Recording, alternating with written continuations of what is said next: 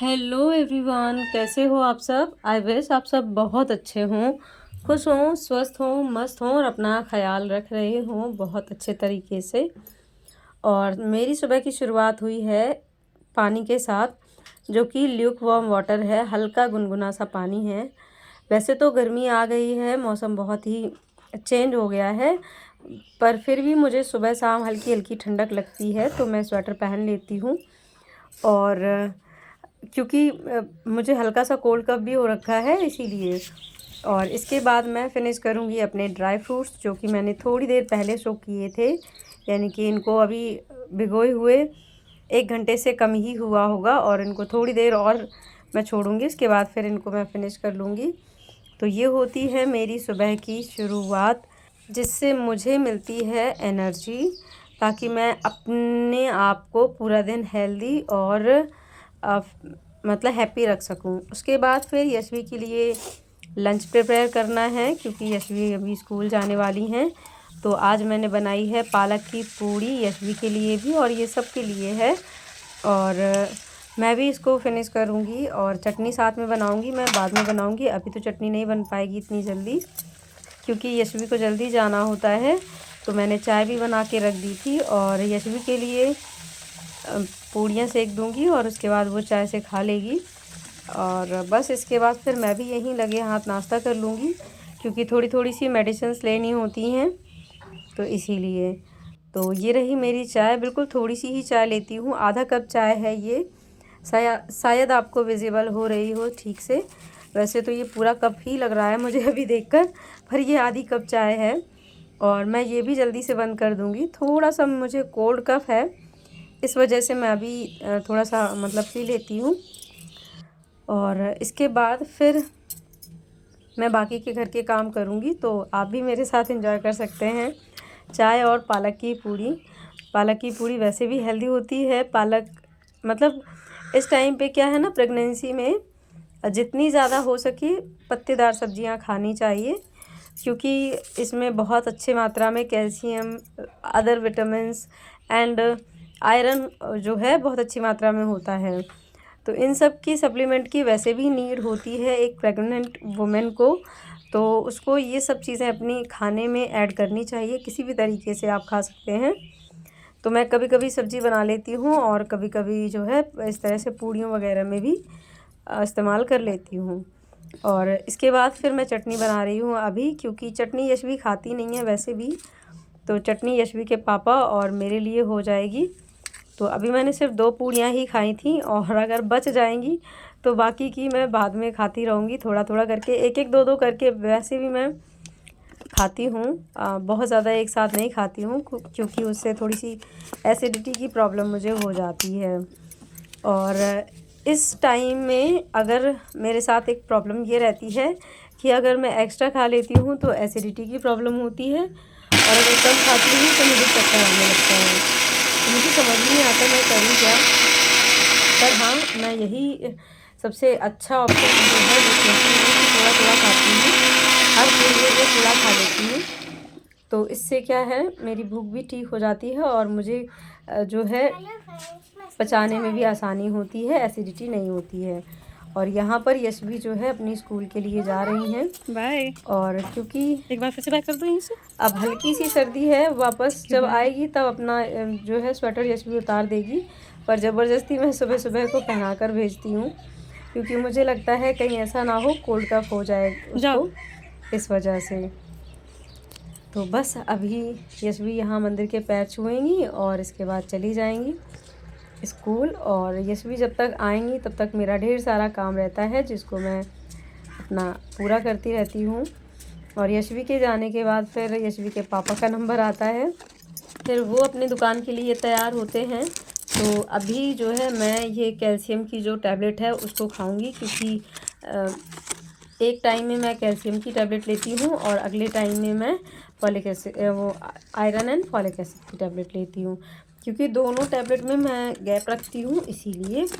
तो अगर आपको भी इस तरह की मेडिसिन्स मिली हुई हैं, तो आप भी अपनी टैबलेट्स में डिफरेंस रखें, क्योंकि कैल्शियम और फॉलिक एसिड की जो टैबलेट होती है वो एक साथ नहीं खाई जाती, क्योंकि कैल्शियम और फॉलिक आयरन की टैबलेट अगर एक साथ खाएंगे तो वो एक दूसरे का एब्जॉर्प्शन जो होता है वो रोक देते हैं। ना ही आपको कैल्शियम पूरी तरह से मिल पाएगा और ना ही फिर आयरन। तो इसीलिए सबसे अच्छा ऑप्शन होता है, अगर आपने कोई भी आयरन वाला फूड भी खाया है इनफैक्ट, तो आप कैल्शियम की टैबलेट 1 से 1.5 घंटे बाद ही लें। जैसे मैंने नाश्ता सुबह किया था पालक पूड़ी का, तो फिर उसके 1 घंटे बाद यशवी स्कूल चली गई, बाकी काम भी मैंने थोड़ा थोड़ा कर लिया, तो उसके बाद ही मैंने कैल्शियम की टैबलेट ली थी। क्योंकि कैल्शियम की टैबलेट मैं सुबह में ही लेती हूँ और आयरन की शाम में। और फिर मैंने बनाए थे मठा के आलू। तो ये मठा के आलू की सब्ज़ी है जो कि मैं पूरा खा चुकी हूँ खाना, इसके बाद मैं आपको मतलब कर पा रही हूँ शूट, क्योंकि मैं भूल गई थी, शूट नहीं किया था मैंने। और मैंने अपने सलाद में अभी कुछ टाइम पहले गाजर मंगवाई थी और चुकंदर भी मंगवाया था। तो चुकंदर मुझे अच्छा नहीं लगता है, इसलिए वो रखा है। और गाजर भी मुझे खास अच्छी नहीं लगती है, क्योंकि वो हल्की सी मीठी मीठी होती है ना, तो सब्ज़ी या वैसे किसी के साथ खाने में मेरा टेस्ट जो है थोड़ा सा डिस्टर्ब हो जाता है।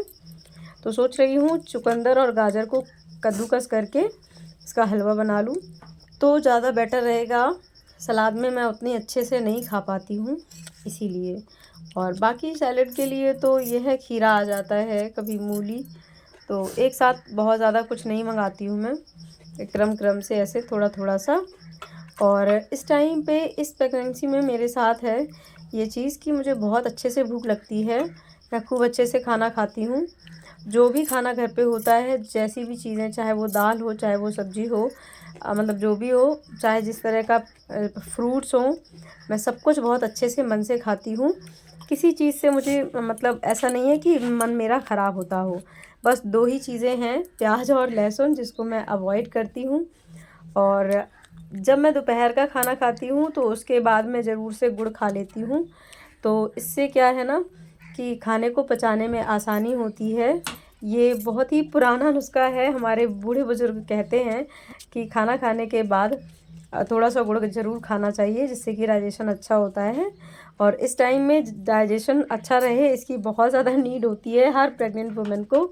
तो मैं यही आप सबको सजेस्ट करूँगी कि आप भी अगर खाना अपना खा रहे हैं, हैवी मील ले रहे हैं, तो उसके साथ थोड़ा सा गुड़ ज़रूर खाएं। और इसके बाद फिर मैंने यहाँ की 10 से 15 मिनट की वॉक, और वॉक के साथ साथ मैं थोड़े थोड़े से छोटे छोटे काम भी करती जाती हूँ, जो कि चलने फिरने वाले होते हैं।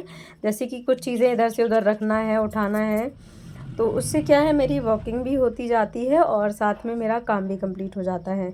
और यहाँ मैंने बनाए थे आलू के चिप्स, तो इनको मैं यहाँ सुखा रही हूँ। और एक एक करके, थोड़ा थोड़ा करके, क्योंकि धूप है और ज़्यादा धूप में मैं अगर रहती हूँ तो मुझे चक्कर आने लगेगा, तो इसीलिए मैंने थोड़े थोड़ी चिप्स जो है वो फैलाए थे। पहले थोड़ा थोड़ा फैलाया, उसके बाद थोड़ा रेस्ट कर लिया, फिर थोड़े से जिस साइड छाँव थी उस साइड से फैलाए। तो इस तरह से मैंने जो है अपना पापड़ का भी काम कर लिया था। और इसी तरह से मैं अपना दिन जो है मेंटेन करती हूँ। साथ में अगर बात करें छोटी छोटी प्रॉब्लम्स की, तो प्रेगनेंसी के टाइम पे ऐसा हो ही नहीं सकता है कि किसी भी प्रेग्नेंट वुमेन को किसी तरह की कोई प्रॉब्लम ना हो। पर ऐसा है कि अपने आप को थोड़ा सा मैं स्ट्रॉन्ग बना कर रखती हूँ। जो मेरी छोटी छोटी प्रॉब्लम्स हैं वो जो है मैं साइड वाइज करके चलती हूँ, थोड़ा सा हिम्मत दिखाती हूँ। और मेरे साथ छोटी छोटी सी बहुत सारी दिक्कतें होती हैं, जैसे कि मेरे लेग में क्रैम्प्स अक्सर आते रहते हैं।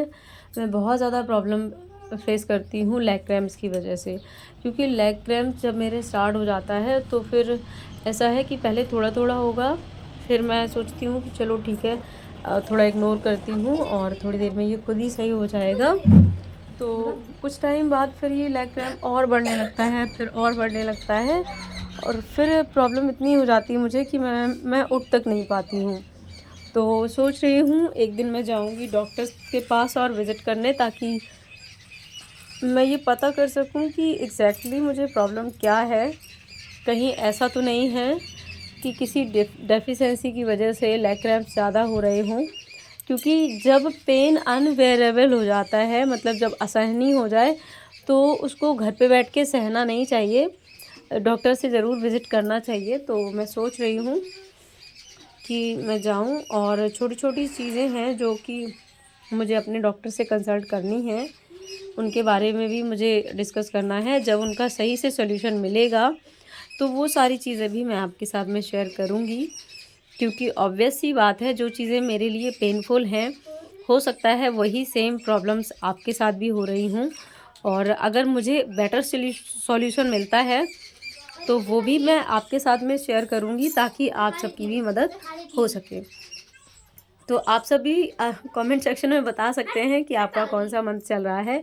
मेरा ये सेकेंड ट्राइमेस्टर 5th मंथ चल रहा है। और फ्रेंड्स, मैं आज का व्लॉग यहीं एंड करती हूँ। होप करती हूँ अच्छा लगा हो। मिलती हूँ फिर नेक्स्ट व्लॉग में।